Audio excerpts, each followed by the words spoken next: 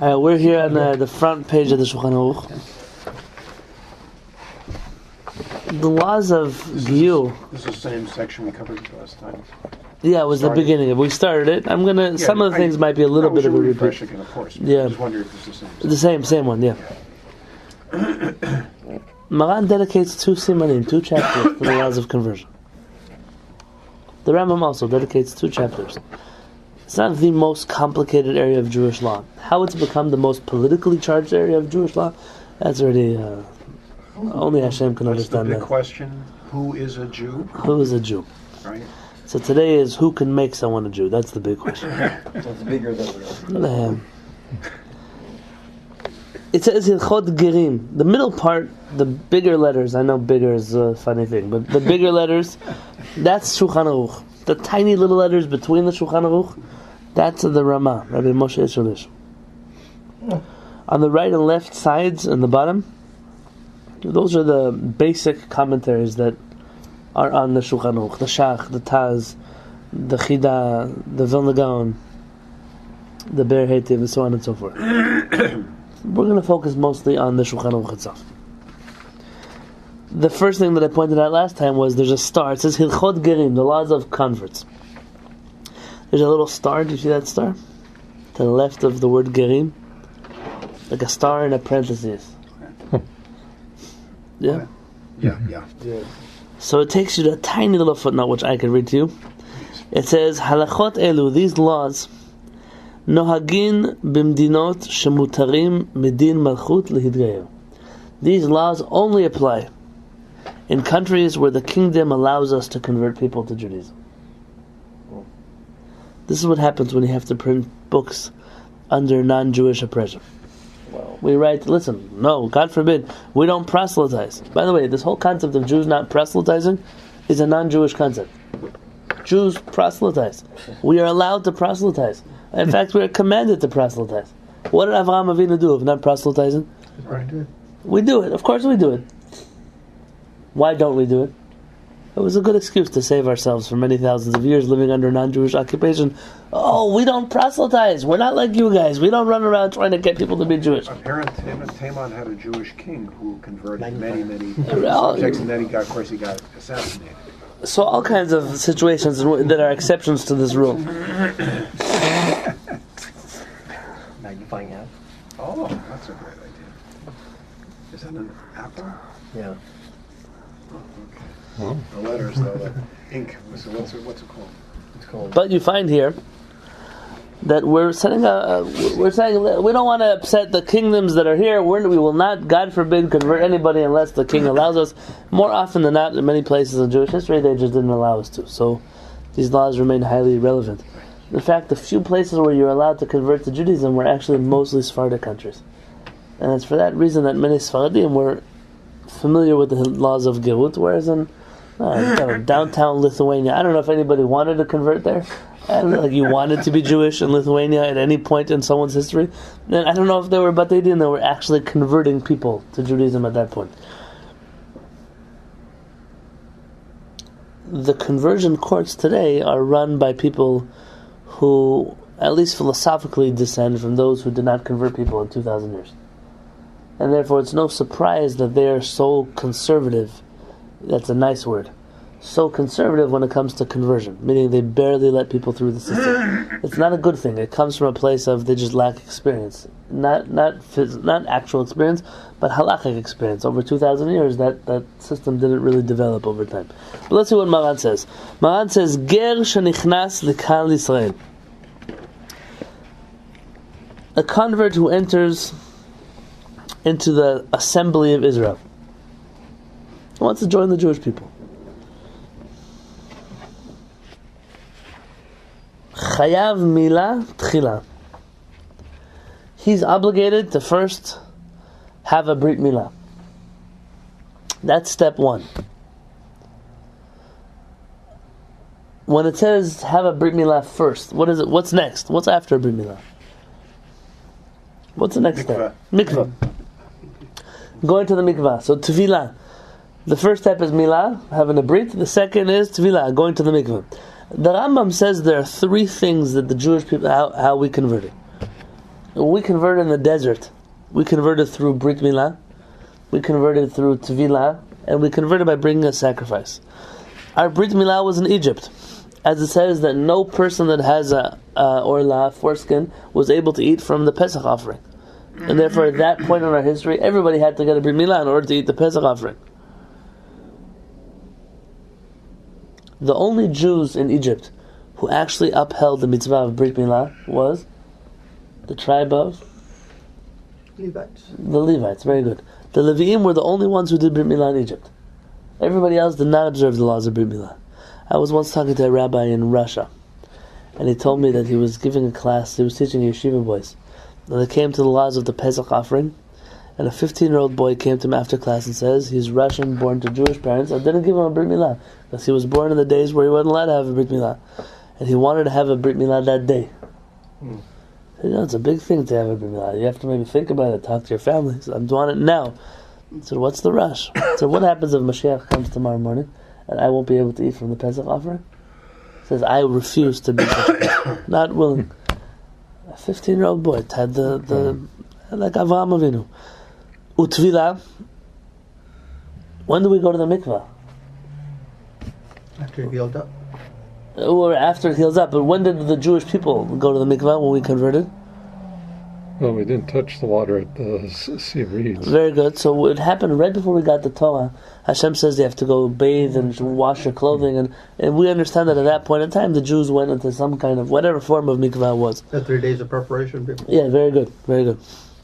And then we had a korban, like the Torah says that we had to offer sacrifices. Says the Rambam, v'chen ledorot, and so too in the future generations. כשירצה הגוי להיכנס לברית ולהסתופף תחת כנפי השכינה ויקבל עליו עוד תורה, when a non-Jew wishes to join the Jewish people and accept the Torah upon himself and go under the wings of the divine presence, צריך מילה וטבילה והרצאת קורבן. He needs these 3 steps: ברית מילה, mikveh, and bringing a sacrifice. ואם נקבה היא, טבילה וקורבן. And if she's a woman, just mikveh and sacrifice. And what happens now? בזמן הזה שאין שם קורבן, what do we do now that we can't bring a sacrifice? צריך מילה וטבילה. He needs to get a brit milah, go to the mikveh. וכשייבנה בית המקדש, when we rebuild the בית המקדש, יביא קורבן. He takes it upon himself to bring a sacrifice then. What kind of sacrifice? That's already, you're pushing me. I don't know which kind of sacrifice. When Unfortunately, I'm a rabbi in a generation that we don't have a beit hamikdash. when a man has a circumcision, a non-Jew, and converts, where do they draw the drop of blood? Is there anything? Very good. That's the next halacha. Oh. Let's keep reading. You're on to something. Close. V'imal, Waiting for only last week. v'imal, and if he had a brit milah, kshehaya oved kochavim. Really, it should say kshehaya goy, but it doesn't use the word goy because the Catholic Church took out the word goy from the Shulchan Aruch. Rather, it uses the word worshippers of stars because the Catholic Church wanted to show, hey, we're not goyim, we are, but we're not worshippers of stars. We're part of the Jewish people. We're the chosen people. I mean, that was the whole ideology. So, in order to put that ideology in the Jewish books, they were hating on the pagans, meaning anybody who was not a worshipper of God. But they still oppress the Jews anyway. Yeah, of course. It was just a matter of forced censorship of our books. But didn't the Rambam use Ohave Kochavim? Again, they did it to him also. Anytime you see that word of Dei Kochavim is not found in traditional Jewish texts. No, the Muslims didn't print the Rambam's books. The Rambam's books that you use are printed in Vilna. Oh, you're talking about later prints. So later, he himself didn't write such a word. Okay, thank you. The Rama adds in parentheses, so if a person had a Brit Milah when he was still not Jewish, and the Rama adds in, Oshen Olad Mahul, or if he was born without a Brit Milah, with a Brit Milah already on him. You can put it in Wikipedia, there's such it's a disorder according to them, but according to Jewish literature, there are many people that are born without a Brit Milah, and it means that they're tzaddikim. Moshe Rabbeinu was born without a Brit Milah. Yaakov Avinu was born without a Brit Milah, so on and so forth. Now? Yeah, now it's a medical thing. All the Baileys boys born with. What? Robin Bailey, all the children are born with the Brit Milah. Okay, Baruch Hashem, tzaddikim. Wait, Okay. how do you determine? I mean, it may be a little bit graphic of it. It's okay. How do you determine something like that? Essentially, when they say born with a Brit Milah in today's medical community, they're referring to anyone with a shortened foreskin. So it could. Shortened, but it it's doesn't not- necessarily mean that it's gone entirely. Yeah, it's impossible. Right, okay. to So in not that have some. situation, a mohel would have to determine if there's too much, if there's too. That's already. So it's only having to remove a certain amount, and not all or nothing type of thing. Well, there could be an all or nothing. So there could be a situation where it's completely not there. Is there such a thing? Yeah, when I looked it up, it says there's such a thing. There could be such a thing. So the real social medical So condition inside is not it- having Yes. foreskin. Yes. Or very little. So, in such Ramaz is adding in a situation, meaning it could be that a person isn't able to be circumcised because he already was, or because he was born that way. That's what the Ramaz is adding in the second situation. Tzarich lahatif mimeno dam brit. We have to do what's called hatafat dam brit, which is we prick the member in a certain place. This is where the crown meets the rest of the eval, and over there it's a one prick, two pricks, depending on the mohel that does it, and just for a drop of blood to come out. That's it. That's the entire milah. Ve'en mevarchin alav, but we don't make a blessing on this procedure. But on the of course, On a normal brit milah, we would. there's several. Now let's pause it right here. Is there a different service for an adult who gets it from a baby? A different way to do it, not a different service, a different way. Because an adult, and I don't know that we think about this, but you're not allowed to make a bracha in front of someone who's naked. A baby, 'cause a baby doesn't yet doesn't have matter. the status of one who's Right. naked because it's a baby. Right. An adult, though, the question is really how do you make the blessing on the brit when you can't make a blessing at the place where you're at right now. So we're going to go through those halachot also together. But let's start with the first situation.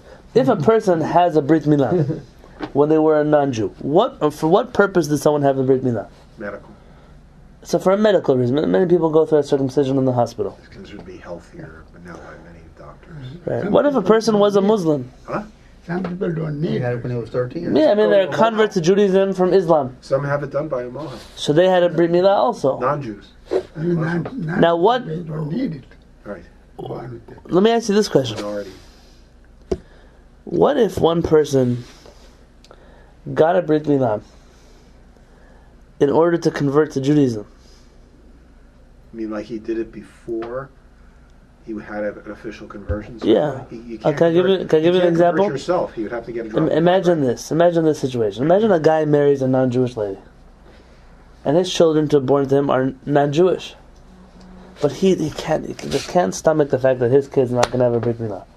So he brings a mohel and says, I want you to do a brit milah for my son, not a circumcision. I want you to have in mind that you're doing this for him as a mitzvah.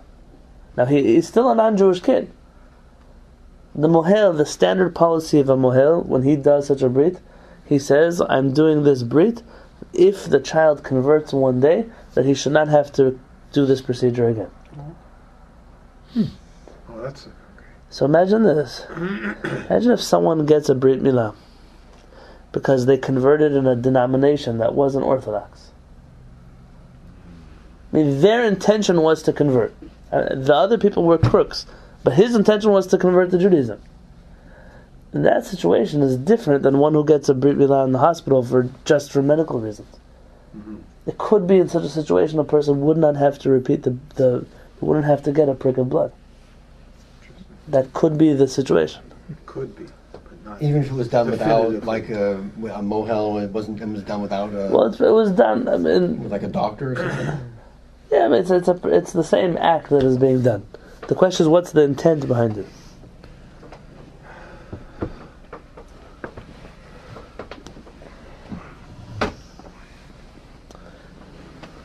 By the way, there's a doctor that did over here, this urologist, Dr. Newstein, did that as a volunteer on a few converts in San Diego already. He's over in Scripps Poway, Pomerado. It's a serious The Rama continues. operation. If he was born with a brit milah, Now Maran doesn't mention this, so there's two ways to read this. Either it's obvious to Maran that one who was born with the Brit Milah also has to have a prick, or Maran specifically excludes this case in order to tell you that he doesn't have to, because he doesn't fall into the category of the. Meaning, you could read this Maran two ways. Understand? Either Maran excluded it because he wanted to tell you that it's the same thing. Someone who had a Brit Milah when he was not Jewish. Doesn't make a difference how he got it. He was born that way or he did it to himself. Or you could read Maran saying, why did Maran exclude this law of a person who was born with a Brit?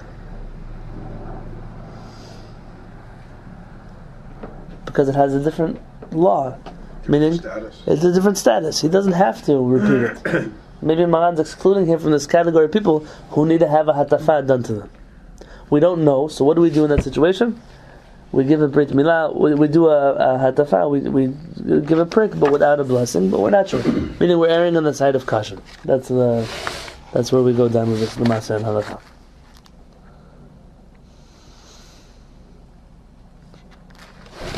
Maran finishes.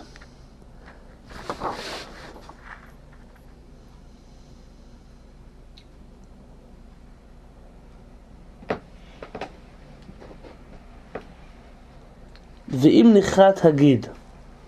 What if this person was in war, they were in a car accident,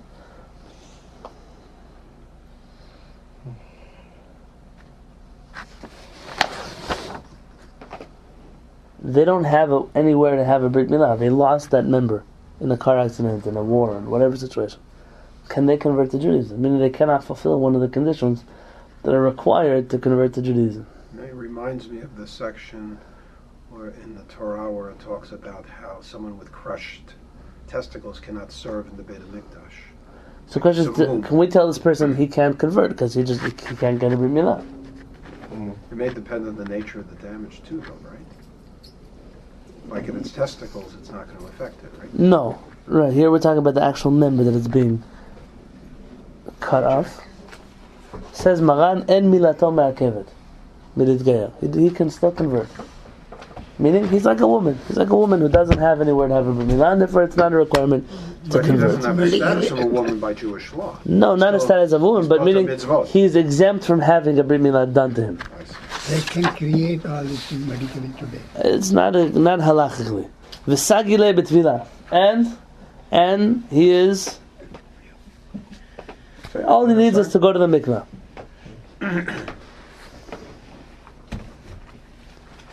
Let's ask you the next question.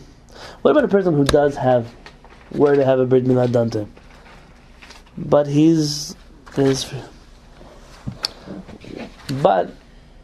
knows that if he has such a procedure done to him, he could die.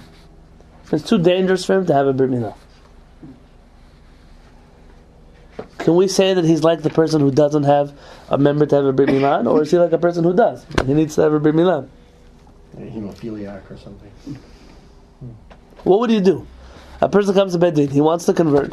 He's physically unable to have a Brit Milah. Not because he doesn't have the member, because he has a member, but he's not able to have a Brit Milah done to him. What about today if you have a medical way to do it temporarily? He can't. There is no... You A drug.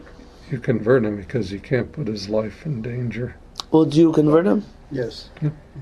But the thing is isn't that a law for a Jew? Not putting a Jew's life in danger for a mitzvah, but if you're not a Jew yet, how are you doing or not doing a mitzvah? Interesting. So is it the one exception to the rule then? Well, our poskim say that we don't convert him. Oh. If a person is able to have a Brit Milah done to him, and therefore he's not able to go through the conversion process, we can't make a shortcut in the conversion process. For medical reason, but how is that different from the person with a damaged... Because he doesn't have anywhere that they could physically do a Brit Milah to him. It's not damage, it's gone. So you said that it was a danger for him to do it. He couldn't do it. What do you mean he's able to do it? If it's a danger... There's two different cases. The first case is one who was in a car accident or he was in war, and he actually physically doesn't have a place where he could have a Brit Milah done to him. That person is like a woman in that regard, meaning he doesn't need to have a Brit Milah in order to convert. But the one who has the physical ability, I mean, he has a place which they could do a Brit Milah, but he's unable to go through the procedure for medical reasons. So that medically disqualifies him from being a convert. In that situation we would guide him towards the 7 mitzvot of Noach, and there's not much more we could do in such a situation. But these days with modern medicine, there's probably ways to reverse that danger. There could be. I mean, I'm not familiar with which disorder in the first place would exist. Say a hemophiliac, there's a strip that you can give a strong dose of a drug, at least temporarily, to stop it. Interesting. Okay, I don't know. So I'm not familiar. Isn't On a there medical. way to do it as a symbolic act, like taking a drop of. If they had a brit milah done already. Oh. The taking a drop of blood doesn't help if he doesn't have a brit milah done before. With an adult who's getting a circumcision, what's the whole thing? What's it called, the tzitz, where the rabbi sucks the blood? Okay, Metzitzah. You might not know familiar with this part of brit milah. Because it's been a controversy because of the headache thing and all that. I'm going to be honest in my opinion about this. Please. The Orthodox establishment is in a deep cover-up. No the truth. No pun intended. They're in a deep cover-up. And they're in absolute denial that this procedure that is done could actually pass on any kind of diseases. Because of the saliva? What happens is that the brit milah is done. There's a priya, there's a cutting, and then part of the process of the brit milah is the mohel has to suck the wound so that it's able to heal. The Gemara says this is not part of the mitzvah. The Gemara says this is done in order to sterilize the place which the brit milah was done, in order to make sure that it heals properly. You have to imagine what it looked like 2,000 years ago when our rabbis were standardizing brit milah. Probably the most sterile thing they had was saliva. Probably. 1,000, 2,000 years ago, they sterilized needles with the saliva of the acupuncturist. Oh, okay, very good. So this is the same. We don't do it now. Don't worry. No, but this is the same thing that Chazal were saying there. The question that's come up in Halacha is, what happens if a mohel skips this part? He can't. This is gross. He can't do it. Is the kid's brit milah kosher? Absolutely. It has nothing to do with the mitzvah. This is purely from a halachic medical perspective, which is we're trying to sterilize it. It's not part of the mitzvah. We have to establish that fact. It's not part of the mitzvah. In New York, there were a few cases of children who were born who had a brit milah done to them. There was a mohel who had herpes or some kind of STD, and he passed on that disease to a child. The children died. Really? Yeah, absolutely. Yes. That I didn't know about. The New York State Department of Health put out a long report about it, and the Orthodox community in New York went up in arms. Freedom of religion. You're stopping us like the Romans stopped us from doing a brit milah. Went to the streets with it, and they're even going so far as to say that these reports were fabricated. There's no truth to them on a medical level. Our rabbis promised us that if you do a mitzvah, nothing bad can happen to you.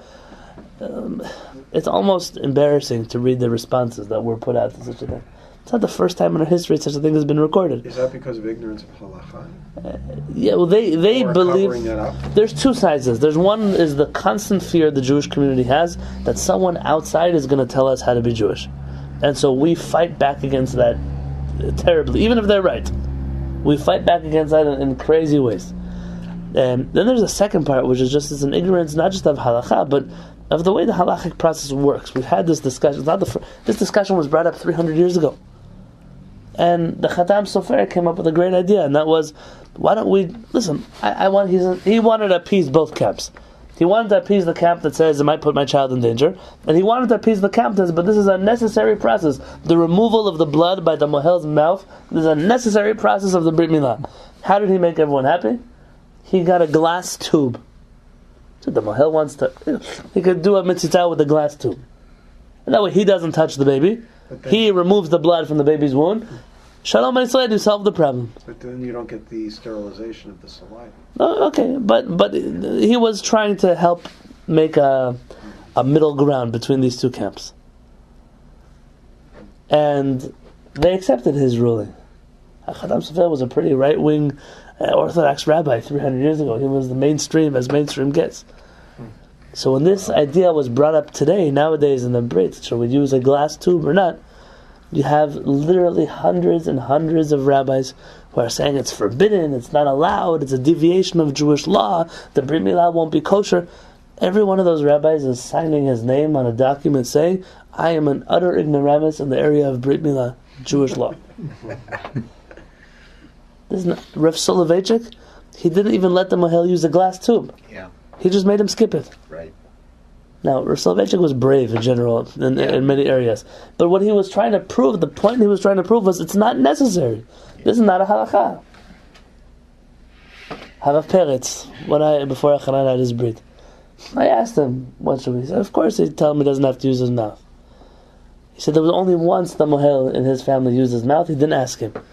The mohel did it very quickly. It was on the Tisha B'Av. His base son was had a brit milah, and the mohel, it's clear his mouth was dirty, and his son got sick. His son was in the hospital. He said, of course the mohel shouldn't do it. Humane. Yeah. So again, this is where Jews are always terrified of people getting involved in our business. But sometimes they're right. Yeah. This is a problem. It's a problem. What do you want to do about it? So with an adult, all of these same discussions apply here. That's now. What happens if a person reverses the giyur process? What if he goes to the mikvah before he does the brit milah? Back to the mikvah again.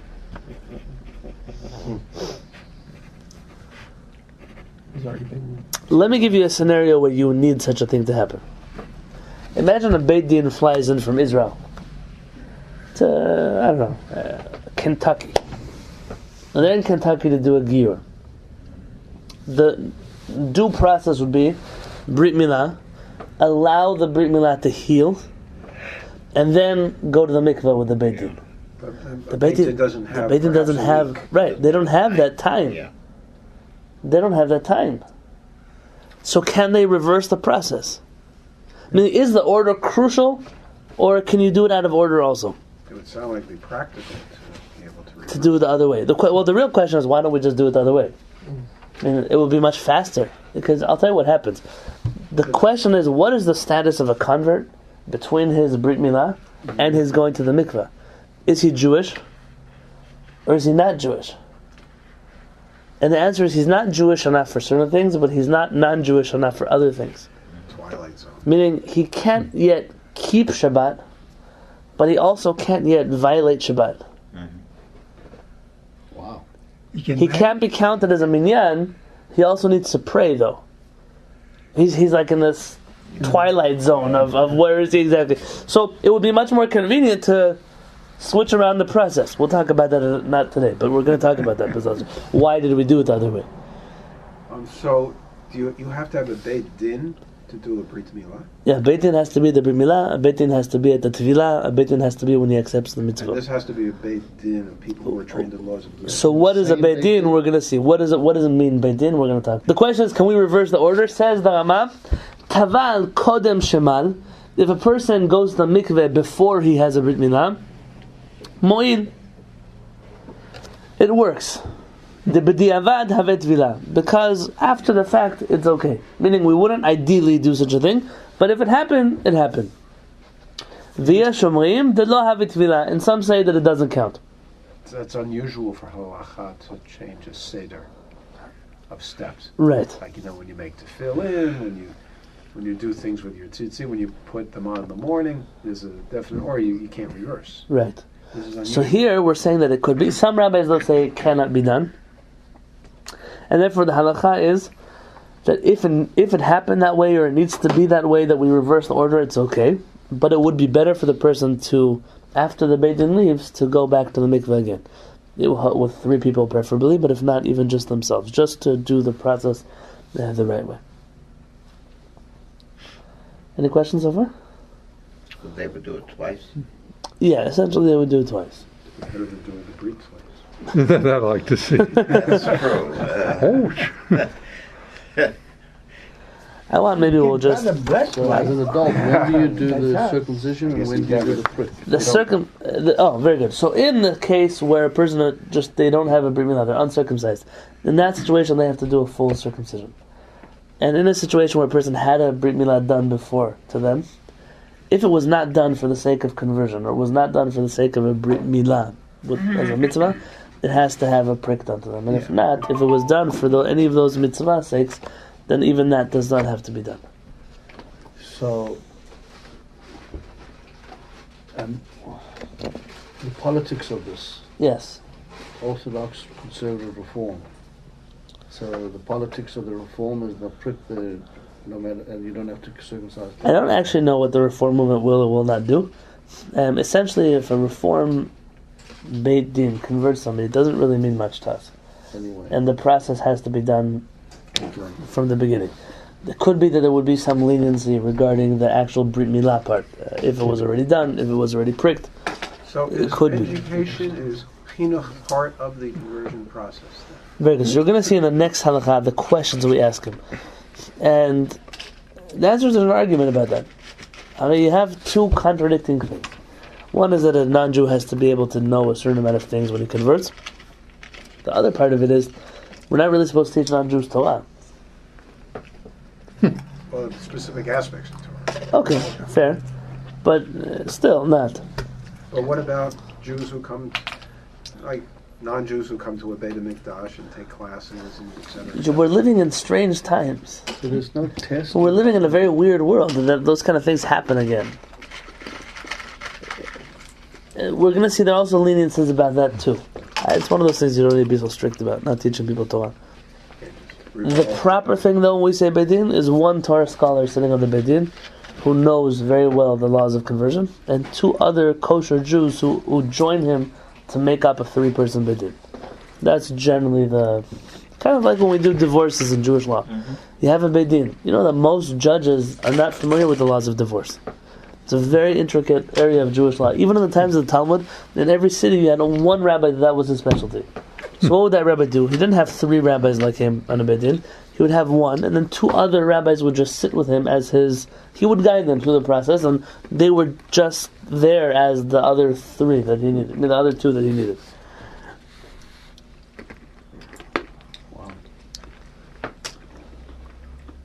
The next process is interesting. We're going to read the halachot of when a person comes to the Beit Din to convert. What do we ask him? What do we do? What is the process? And even though Maran doesn't tell us exactly how long it takes, you'll see from his wording, it doesn't take so long. And that begs the question, so why does it take so long today? Meaning, this could have... Can I read to you a letter before I'll read it? Just one letter I want to read to you. From Rabbi Yonatan Halevy. Right. Here, I want to read to you from Rabbi Yonatan Halevy. This was Rabbi Yonatan Halev's protocol for conversion in his Beit Din, as the chief rabbi of Israel.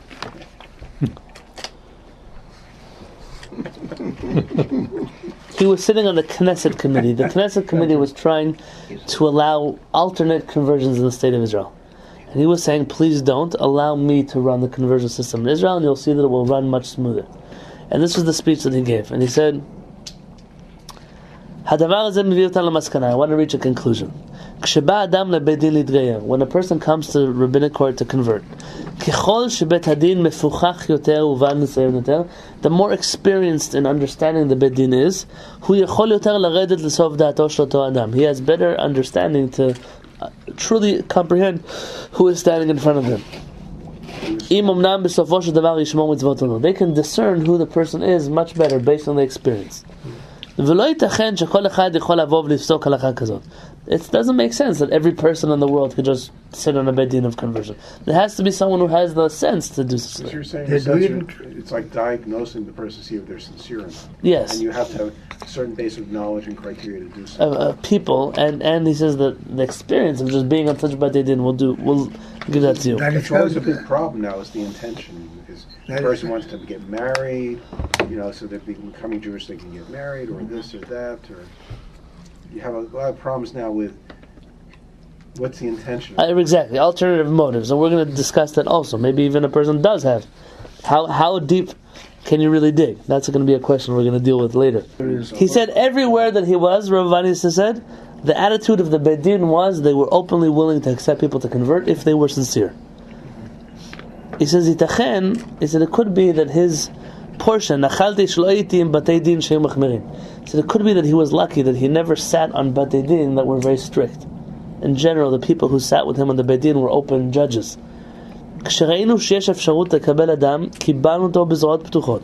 He said, when we saw that a person was sincere, we accepted them with open arms. והאמת, and I said, I want to tell you the truth, ביום שקיבלתי גר, שראיתי שאפשר באמת לקבל אותו בזרועות פתוחות, said that days that I accepted a convert to Judaism with open arms because I felt that he was worthy of being converted, היה לי סיפוק רוחני גדול ושמחה גדולה.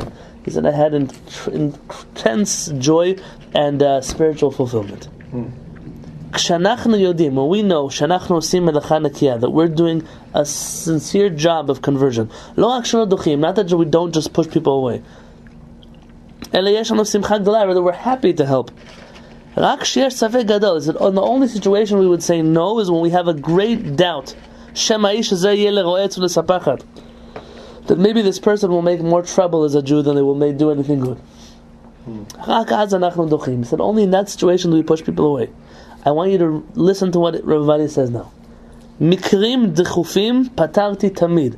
If there were urgent cases of conversion, I always solved them. Toch yamim achadim, within a few days.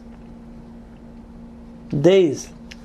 In other words, don't delay. Ba'u elai lemashal. He said there was a story. Harav shel Kfar Saba, the rabbi of Kfar Saba. Harav shel Dimona, the rabbi of Dimona. Shel Natzrat Elit.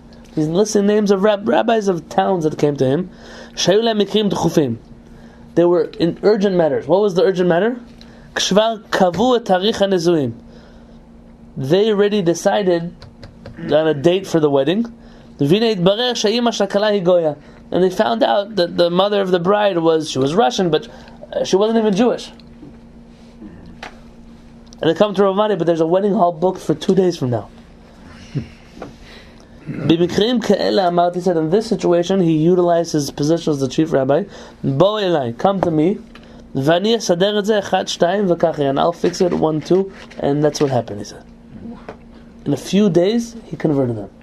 But it doesn't make sense, because you wouldn't be in a situation like this if you had planned and you knew it. And sometimes things are discovered, especially in a place where your nationality is Israeli, and you don't always check to think if Israeli and Jewish are synonymous with each other. It's a big deal in Israel because so many of the Russian immigrants who came turned out were not halakhically Jewish, and there were marriages planned. It's happened many times apparently.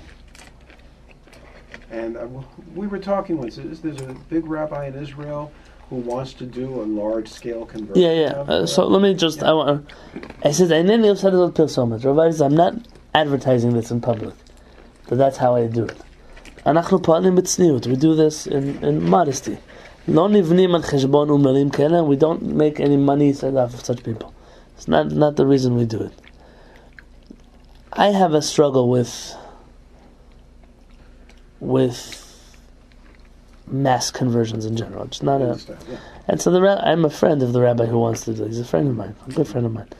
He's mistaken in this matter. He's right, and the problem he's trying to solve is you have 350,000 people in Israel who are Israelis, who speak Hebrew, who serve in the Israeli army, who date Jewish girls, but they're not actually Jewish. And and he wants to solve the problem by let's just convert everyone overnight. The problem is a real problem. I'm not convinced his solution is the real solution, and it takes away from those who really work hard to convert to Judaism. How do you do it based on the reality of intention, on the standard of Very good. So this is tomorrow's halacha. Tomorrow we're going to talk about how much intention does there have to be in the first place. It was at Shavuot, Rabbi Riskin wrote something on his weekly voice of that. This is like a very sad day for Israel, and it had something to do with conversion and the national system that today. That maybe some of a lot has changed. Not accepted. A lot has changed in a year. Yes. What happened was 3 weeks ago. When did I send you a message? A month ago. Supreme Court passed a new law in Israel. Stating that any conversion which is done by an Orthodox rabbi will be accepted by the state of Israel as a conversion, not by the rabbinate of Israel. not by them, but by the state of Israel. Meaning, until now you had a situation where, politically, it's not halacha, it's politically, a person could convert in an Orthodox Beth Din with Orthodox rabbis, but they were not on the approved list of the state of Israel. By the way, a list that the state of Israel has yet to release. The chief rabbinate released it a month ago about, They were forced by the Supreme Court to release it, and it looks like some child made a Word document. Some of the rabbis there are dead. Some of the rabbis there are the names are wrong. Like the whole thing is, there's no criteria for who is on this list and who is off this list. It's a mafia. It's run like that. And the question is, how do I get on the list? There's no answer. You can't get on the list. And how do you take someone off the list? You cannot take someone off the list. They tried last year to take Rabbi Avi Weiss off the list. And the question was, he asked a good question. You could take me off the list, but tell me what's the criteria for putting a person on the list, or what's your protocol? And they weren't able to show their protocol, so they got in big trouble for trying to take them off the list, because the only other answer would be that we're just trying to bully you into something. So this came to an interesting place. So a person can convert Orthodox Beth Din, they'll make Aliyah to Israel, and the state of Israel says, we cannot give you the right of return, because the chief rabbinate says you're not Jewish. Halachically, they're Jewish. But the chief rabbinate says, we don't recognize you. So the state of Israel says, because the only way we know if someone is Jewish is if the chief rabbinate agrees, we just can't take you. Sorry, you have to go back. Then, a while later, the Reform and Conservative movements lobbied Knesset, and they agreed to do the following. Any Reform and Conservative convert to Judaism will be accepted in the state of Israel with the right of return. They will not be recognized as Jewish, according to the rabbinate, but they'll have the legal rights of any Jewish Israeli citizen. But an Orthodox person who goes to an Orthodox conversion that's not on the approved list won't even get the right of return on a state level.